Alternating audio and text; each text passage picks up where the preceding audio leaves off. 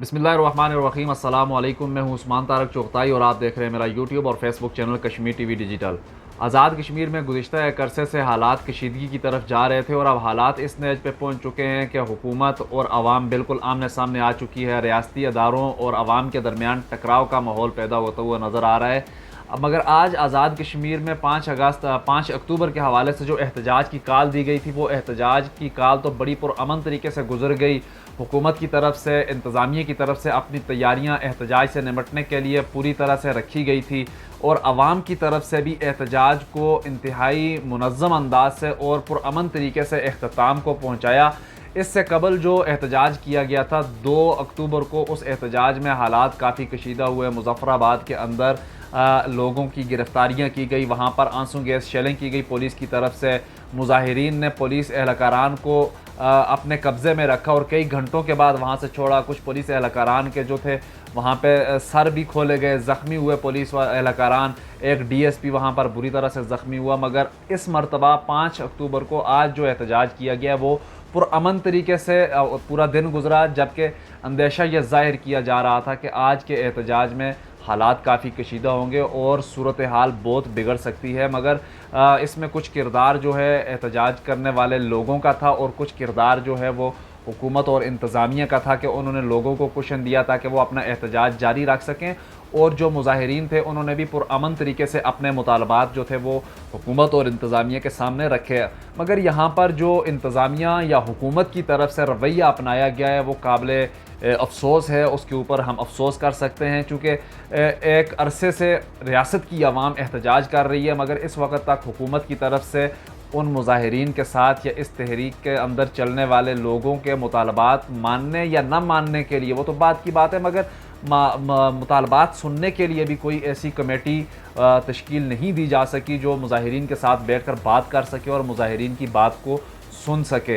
तो आज जो एहतजाज किया गया था उस एहतजाज में एक बार फिर रियासती आवाम ने अपने मुतालबात हुकूमत के सामने रखे कि हमें आज़ाद कश्मीर के अंदर बिजली की बिल्लात जो है वो कम की जाए। आज़ाद कश्मीर के अंदर सब्सिडाइज्ड रेट के ऊपर अशियाए खुर्दनोश जो हैं वो फ़राहम की जाएँ। जैसा कि अक़वाम मुत्तहिदा की करारदादों की रोशनी में पाकिस्तान आज़ाद कश्मीर के अंदर इंतज़ामी मामलात को देखते हुए 48 अशियाए खुर्दनोश ऐसी हैं जो सब्सिडाइज रेट पर आज़ाद कश्मीर की आवाम को फ़राहम करेगा, मगर इस वक्त तक उनके ऊपर अमल दरामद नहीं हो रहा। उसके अलावा आज़ाद कश्मीर की आवाम के लिए हुकूमत आज़ाद कश्मीर की तरफ से जो फ़ैसले किए जा रहे हैं या हुकूमत आज़ाद कश्मीर की तरफ से आज़ाद कश्मीर के अंदर जो बिजली की बिल्लात वसूल की जा रही हैं उनके ऊपर सबसे बड़ा एतराज़ है। और वो एतराज़ जायज़ है, चूँकि आज़ाद कश्मीर से बिजली की जो फ़ी यूनिट है वो हाइडल के ज़रिए पैदा की जाती है और वो फ़ी यूनिट 2 रुपये या कुछ पैसे, 2 रुपये कुछ पैसे की के हिसाब से पाकिस्तान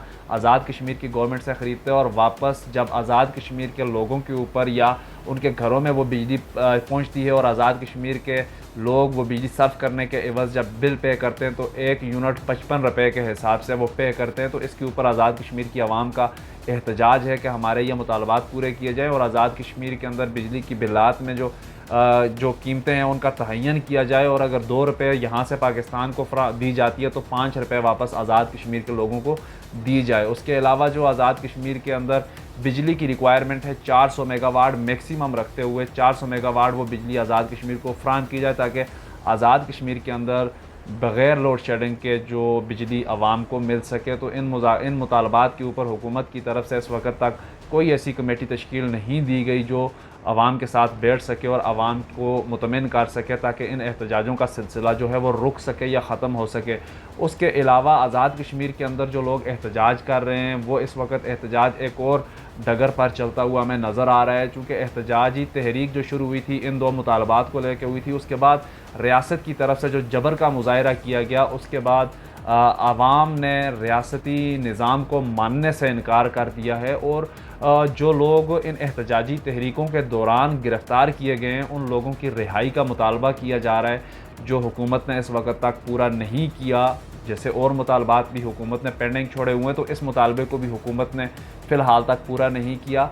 और उसके अलावा जो आज़ाद कश्मीर के अंदर से आवाज़ें अब उठ रही हैं, तमाम लोग, तमाम जो आवाम के अंदर जो लोग एहतजाज कर रहे हैं वो अपनी तमाम सियासी वाबस्तगियों को बालाए ताक रखते हुए आज़ाद कश्मीर के अंदर एक नारा जो है उसके साथ जुड़ रहे हैं, अपने हुकूक़ के ऊपर, अपने वसाइल के ऊपर अपना हक़ तस्लीम करवाने के लिए वो बात कर रहे हैं। उसके अलावा आज़ाद कश्मीर या कश्मीर के तमाम मुनक़िस्म हिस्सों की आज़ादी की बात कर रहे हैं। चूँकि आज़ाद कश्मीर आज़ादी कश्मीर का बेस कैंप कहलाया जाता है, तो यहाँ की आवाम अब अपने असल मकसद की तरफ जाती हुई नज़र आ रही है और इस तहरीक के अंदर लोगों को ये शऊर मिल रहा है कि आपने अपनी जब तक असल आज़ादी की बात नहीं करनी, उस वक़्त तक आपके किसी भी मामले का हल नहीं होना।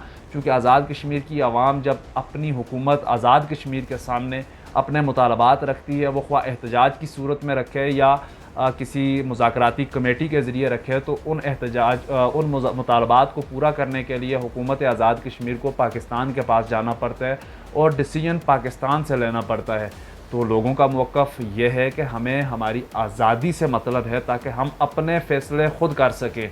तो आज़ाद कश्मीर वैसे भी एक जो है डिस्प्यूटेड टेरिटरी है और इसका फ़ैसला होना बाकी है। तो अब यहाँ से जो लोग अपने मकसद को भूल चुके थे, बेस कैंप का मतलब भूल चुके थे, वो एक बार फिर बेस कैंप के साथ जुड़ते हुए, बेस कैंप के मतलब के साथ जुड़ते हुए हिंदुस्तान और पाकिस्तान के ज़ेर इंतज़ाम इलाक़ों में रियासत की वहदत बहाल करते हुए एक नई रियासत के क़याम की बात करते हुए नज़र आ रहे हैं। तो आज़ाद कश्मीर के अंदर जो सूरत हाल बनी हुई है, इस सूरत हाल के बाद मुख्तलिफ़ जो इंटरनेशनल मीडिया है या स्पेशली इंडियन मीडिया की अगर मैं बात करूं, तो वो इसके ऊपर काफ़ी सारे प्रोपेगेंडे भी कर रहा है कि ये एंटी पाकिस्तान या एंटी कोई ऐसी जो है तहरीक चल रही है। हालांकि ये तहरीक बुनियादी अपने राइट्स की है और इस तहरीक के अंदर अपने राइट्स को मनवाने के लिए जो तरीक़ाकार अपनाया जाना होता है या जो एक मुनासिब तरीका है या जिसके तहत आपको आपके राइट मिल सकते हैं, उसके हवाले से भी बात की जा रही है। और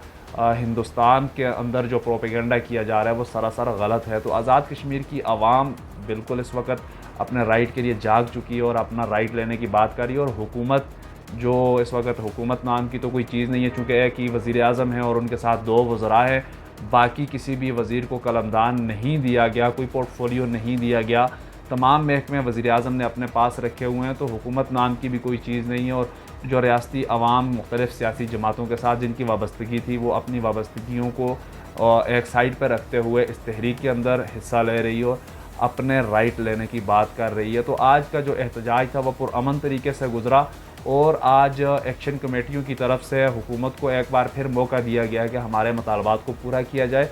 बसूरत दीगर अगला जो एहतजाज होगा वो सख्त तरीन एहतजाज होगा और उस एहतजाज में मुमकिना तौर पर आज़ाद कश्मीर असम्बली के घेराव का भी कोई अंदेशा ज़ाहिर किया जा रहा है कि आज़ाद कश्मीर असम्बली के घेराव की तरफ भी जा सकते हैं और आज़ाद कश्मीर के अंदर लॉ एंड आर्डर का बड़ा ही संगीन मसला पैदा हो सकता है। तो आज़ाद कश्मीर के अंदर जो भी हालात व वाक़यात रूनुमा होंगे उनसे मैं आपको बाखबर रखने की कोशिश करता हूँ। मैं कोशिश करता हूँ कि मुख्तलिफ़ जो इश्यूज़ होते हैं उनके ऊपर भी मैं आपके सामने जो फैक्ट्स होते हैं वो ले के आऊँ।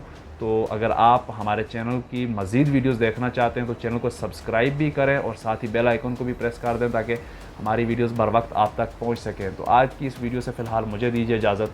अल्लाह निगहबान।